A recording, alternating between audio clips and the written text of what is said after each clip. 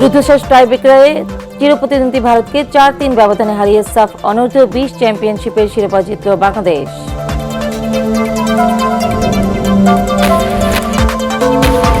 সংকট অব্যাহত থাকলে জ্বালানির দাম বাড়ার সিদ্ধান্ত আসতে পারে। চট্টগ্রামের অর্থমন্ত্রী বিভিন্ন দেশ থেকে তেল গ্যাস আমদানি করা হচ্ছে, আতঙ্কিত না হওয়ার আহ্বান বাণিজ্যমন্ত্রী।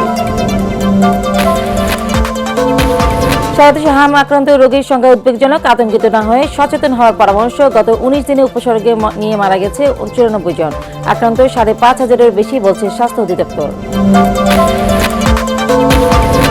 আমেরিকা বাংলাদেশ সম্পর্ক যে কোনো সময়ের চেয়ে গুরুত্বপূর্ণ। ওয়াশিংটন ডিসিতে মার্কিন সহকারী পররাষ্ট্রমন্ত্রী পল কাপুর নিরাপত্তায় ঢাকার কৌশলগত অবস্থানের প্রশংসা।